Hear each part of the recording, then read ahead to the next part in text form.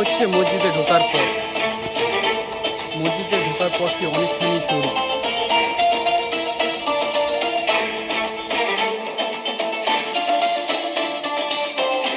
সুপ্রিয় দর্শকবৃন্দ, আসসালামু আলাইকুম। ভাবা যায় কোথায় আছি আমরা? এখন আমরা আছি 542 বছর পুরনো একটি মসজিদের সামনে। এটি স্থাপিত হয়েছিল সুলতান আমল। মক্কার তায়েফে জন্ম নেওয়া 1099 সালে বাবা আদম আসে এই মুন্সিগঞ্জের মিরকাদিম পৌরসভায় 1142 সালে। বাবা আদমের দরকার পাশেই তাকে সমাহিত করা হয়। তার প্রায় 319 বছর পর এই মসজিদটি তার দক্ষিণ পাশে স্থাপিত করা হয়। Hello viewers, welcome viewers. Hello viewers, আসসালামু আলাইকুম। আপনাদের স্ক্রিনে এখন যে মসজিদটি দেখতে পাচ্ছেন তা প্রায় 540 বছর পুরনো এবং এটি আর কোথাও নয়, আমাদের সবার প্রিয় জেলা মুন্সিগঞ্জের মধ্যে অবস্থিত। মুন্সিগঞ্জ সহ পুরো বাংলাদেশের সংস্কৃতি, ঐতিহ্য এবং খাদ্যাভ্যাস নিয়ে নানা ধরনের ইন্টারেস্টিংমূলক ভিডিও দেখতে আমার এই চ্যানেলটিকে অবশ্যই আপনারা সাবস্ক্রাইব করে রাখতে পারেন।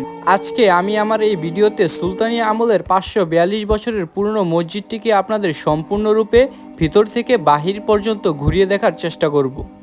43 ফুট দৈর্ঘ্যের বাবা আদম মসজিদটি প্রায় 36 ফুট প্রস্থ এবং বলা হয় যে এই বাবা আদম মসজিদের দেয়ালগুলো 78 ইঞ্চি পর্যন্ত মোটা।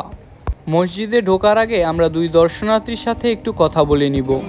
এই তো ভালো আছি। কোন জায়গা থেকে আসছেন ভাই? আমরা ঢাকা থেকে আসছি। ঢাকা থেকে আসছেন আর কি এই মসজিদ দেখার জন্য? হ্যাঁ, এই মসজিদ দেখার জন্য অনেক নাম শুনেছি, তো ওই জন্য দেখার জন্য আসলাম। তো অনেক নাকি পুরাতন মসজিদ। জি, 542 বছর পুরনো, যে সুলতান আমলে নির্মিত হয়েছে। তো এই মসজিদ দেখে আপনাদের অনুভূতি কিরকম? অবশ্যই ভালো লাগতেছে, মানে এত পুরাতন মসজিদে সচরাচর দেখা যায় না। তারপরে আসলাম, দেখলাম, ঘুরলাম। আর পুরাতন ঐতিহ্য, এখানে এখনো নামাজ পড়া হয় শুনলাম। এটা অনেক, এখানে তো জুমার নামাজ পড়া হয়, পাশাপাশি 5 ওয়াক্ত নামাজও আদায় করা হয়। তো এই মসজিদে কোনো সময় নামাজ পড়ার ইচ্ছা আছে, ইচ্ছা পোষণ করতেছেন আপনারা? অবশ্যই, যদি ওয়াক্ত হইতো এখন আমরা পড়তাম। যেহেতু আমরা দূর থেকে আসছি, তো আসার পথেই আমাদের দুপুরের নামাজটা হয়ে গেছে। না হলে অবশ্যই ইনশাআল্লাহ যদি সময় বা সুযোগ হয় জুমার নামাজ অন্য মসজিদে পড়ে গেছে।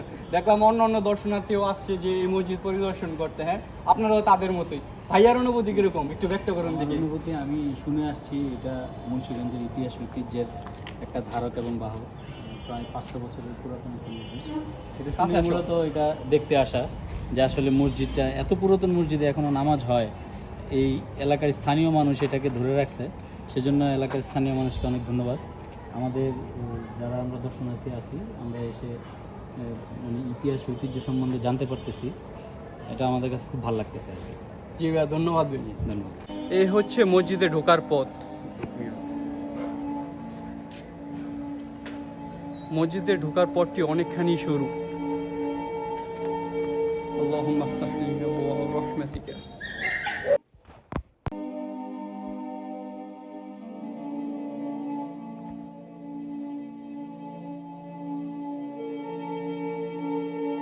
মসজিদে ঢোকার সাথে সাথেই মনে অন্যরকম একটা শান্তি বিরাজ করতেছিল যে 540 বছর পুরনো মসজিদ আমি আমার স্বচক্ষে দেখতেছি। মসজিদে ঢোকার পরই দেখতে পারলাম যে দুইটি বড় বড় খুঁটি, যার উপর দাঁড়িয়ে আছে এই বিশাল বড় স্তম্ভ।